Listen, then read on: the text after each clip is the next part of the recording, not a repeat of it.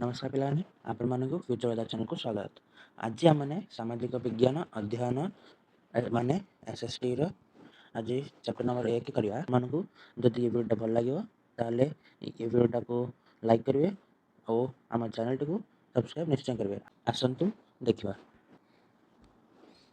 आज आम chapter number 1 प्राकृतिक संबल और तार व्यवहार प्रश्न उत्तर देखा।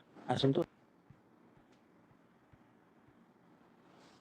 प्रश्न और अभ्यास कार्य एक नंबर कौन प्रश्न दिखाई आमे आज जहाँ नवीकरण योग्य संबल बोली भावुचे ताहा आसंता काली को किपरि नवीकरण अयोग्य हो यही घटना को रोकवा क्यों क्यों पदक्षेप निया जाई पारिबो लेख। उत्तरटी लिख पे किपरि नवीकरण अयोग्य हो तादा लिख जदि आमे कौनसी नवीकरण योग्य संबल को जेपरिक भूत जल मृत्तिका किंबा जंगल तार प्राकृतिक भरणा प्रक्रियार सीमा बाहर को जाई अत्यक और अविवेकी भावे व्यवहार करबा तेबे ताहा धीरे धीरे शेष हो किंबा व्यवहार अनुपयोगी होई नवीकरण अयोग्य संबल रे परिणत होब।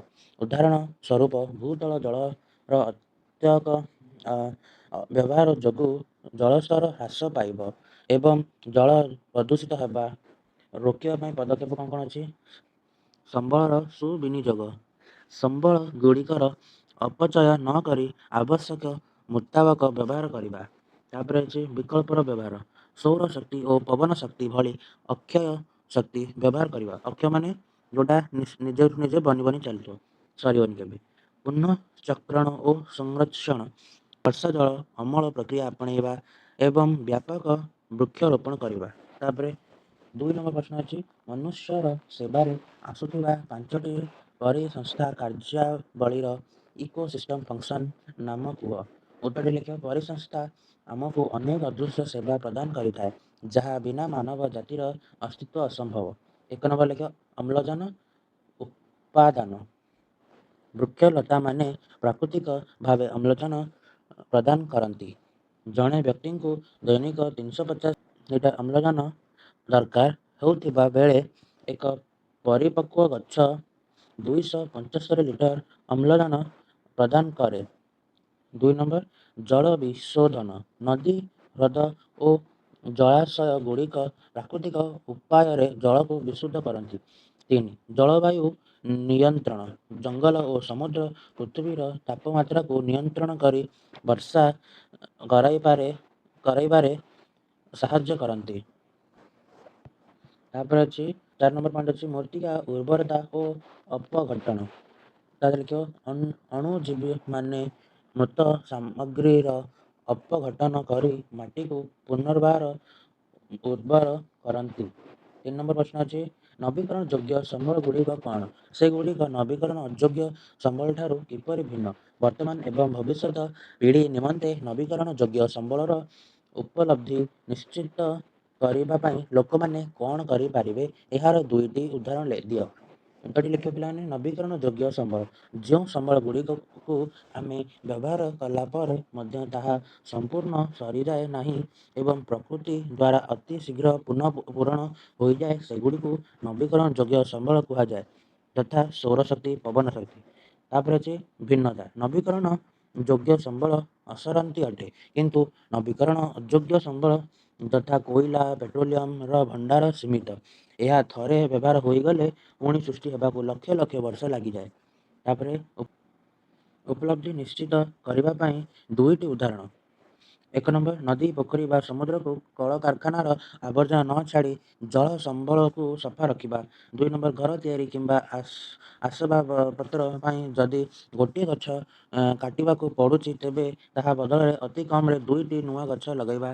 तब 4 नंबर प्रश्न दिखाई पे तुम घर एवं आखपाखे प्राकृतिक संबल व्यवहार संपर्कित सचेतना को सूचाऊा सांस्कृतिक अभ्यास गुड़ी को चिन्हट कर। उत्तर लिख प्राकृतिक संबल को सुरक्षित करने देवाई आमे समाज रे अनेक पुरातन सांस्कृतिक अभ्यास रही आसी यथा 1 नंबर हिंदू संस्कृति रे तुलसी बर ओष्ठ बेल एवं निम्ब भली वृक्ष को देवता ज्ञान करी पूजा करवा। ଏହା ବୃକ୍ଷ ନ କାଟିବା ପାଇଁ ଏବଂ ଜଙ୍ଗଲ ସଂରକ୍ଷଣରେ ଏକ ପ୍ରମୁଖ ଉଦାହରଣ। ତାପରେ 2 ନମ୍ବର ଲେଖେ ପୂଜା ପାର୍ବଣ କିମ୍ବା ଗାଁ ଭୋଜିରେ ପ୍ଲାଷ୍ଟିକ ପ୍ଲେଟ୍ ବଦଳରେ କଦଳୀ ପତ୍ର କିମ୍ବା ଶାଳ ପତ୍ରରେ ଖାଇବା, ଏହା ମାଟିରେ ମିଶିଯାଇ ଖତ ହୁଏ। 3 ନମ୍ବର ଅଛି ଓଡ଼ିଶାରେ ରଜ ପର୍ବ ପାଳନ କରିବା। ଏହି 3 ଦିନ ପୃଥିବୀ ମାତା ବା ଭୂମିକୁ ସମ୍ପୂର୍ଣ୍ଣ ବିଶ୍ରାମ ଦିଆଯାଏ ଏବଂ କୌଣସି ପ୍ରକାର ଚାଷ କାମ କିମ୍ବା ମାଟି ଖୋଳା କାମ କରାଯାଏ ନାହିଁ। 4 ନମ୍ବର ସୂର୍ଯ୍ୟ ଦେବତାଙ୍କୁ ପୂଜା କରିବା ଏବଂ ବଡ଼ି, ପାମ୍ପଡ଼ ଆଦି ଶୁଖାଇବାରେ ମାଗଣା ସୂର୍ଯ୍ୟଶକ୍ତି ବହୁଳ ବ୍ୟବହାର କରିବା। 5 ନମ୍ବର ପ୍ରଶ୍ନ ଦିଆଯାଇଛି ଆମର ଆବଶ୍ୟକ ସାମଗ୍ରୀ ଉତ୍ପାଦନ ସମୟରେ କେଉଁ ବିଷୟଗୁଡ଼ିକ ପ୍ରତି ଧ୍ୟାନ ଦେବା ଆବଶ୍ୟକ? ଉତ୍ତରଟି ଲେଖିବ ସାମଗ୍ରୀ ଉତ୍ପାଦନ ସମୟରେ ଧ୍ୟାନ ଦେବାକୁ ଥିବା ବିଷୟ ହେଉଛି ଆବଶ୍ୟକ ସାମଗ୍ରୀ ଉତ୍ପାଦନ ସମୟରେ ଆମକୁ ନିମ୍ନଲିଖିତ ଦିଗ ପ୍ରତି ଦୃଷ୍ଟି ଦେବାକୁ ହେବ। ନିରନ୍ତରତା ଉତ୍ପାଦନ ପ୍ରକ୍ରିୟା ଯେପରି ସମ୍ବଳକୁ ସମ୍ପୂର୍ଣ୍ଣ ଶେଷ ନ କରେ। ଉଦାହରଣ ସ୍ୱରୂପ ଜଙ୍ଗଲରୁ କାଠ ସଂଗ୍ରହ କଲେ ପୁଣି ନୂଆ ଗଛ ଲଗାଇବା ନିଶ୍ଚିତ କରିବା। ବର୍ଜ୍ୟବସ୍ତୁ ପରିଚାଳନା ଉତ୍ପାଦନ ସମୟରେ ବାହାରୁଥିବା ଦୂଷିତ ଜଳ ବା ବାଷ୍ପ ଯେପରି ପ୍ରକୃତିକୁ ନଷ୍ଟ ନ କରେ। ଶିଳ୍ପ ବର୍ଜ୍ୟବସ୍ତୁକୁ ସିଧା ନଦୀରେ ନ ପକାଇ ବିଶୋଧନ କରିବା ଉଚିତ। ପୁନଃଚକ୍ରଣ ଏପରି ସାମଗ୍ରୀ ଉତ୍ପାଦନ କରିବା ଆବଶ୍ୟକ ଯାହାର ପୁନଃ ବ୍ୟବହାର କରାଯାଇପାରିବ। ତାପରେ ପରିବେଶ ଉପରେ ପ୍ରଭାବ ଉତ୍ପାଦନ ପାଇଁ ବ୍ୟବହୃତ ଶକ୍ତି ଯଦି ଅକ୍ଷୟ ଶକ୍ତି ସୌର ବା ପବନ ହୁଏ ତେବେ ତାହା ପରିବେଶ ପାଇଁ ସୁରକ୍ଷିତ। ସର୍ବୋପରି ନ୍ୟାଚୁରାଲ ରିସୋର୍ସେସ୍ କର୍ସ ବା ସମ୍ବଳର ବିଡ଼ମ୍ବନାରୁ ବଞ୍ଚିବା ପାଇଁ ଉଚ୍ଚ ପ୍ରଯୁକ୍ତିବିଦ୍ୟା ଓ ସୁଶାସନର ସହାୟତା ନେବା ଆବଶ୍ୟକ। ଏଥିସହ ପିଲାମାନେ ଆମର ଇଏ ଜିଓଗ୍ରାଫିର ଚାପ୍ଟର ନମ୍ବର 1 ଆଜି ଶେଷ ହେଲା। ଆପଣମାନଙ୍କୁ ଯଦି ଏ ଭିଡ଼ିଓଟା ଭଲ ଲାଗିଥିବ ତାହେଲେ ନିଶ୍ଚୟ ଏ ଭିଡ଼ିଓଟିକୁ ଲାଇକ୍ ଓ ସେୟାର ନିଶ୍ଚୟ କରିବେ ଓ ଭିଡ଼ିଓଟିରେ କ'ଣ ଭଲ ଲାଗିଲା ସେ କମେଣ୍ଟ କରି ନିଶ୍ଚୟ ଜଣାଇବେ। ଆଉ ଆମ ଚ୍ୟାନେଲ୍ ଫ୍ୟୁଚର ବେଦାକୁ ନିଶ୍ଚୟ ସବସ୍କ୍ରାଇବ୍ କରିବେ। ଧନ୍ୟବାଦ।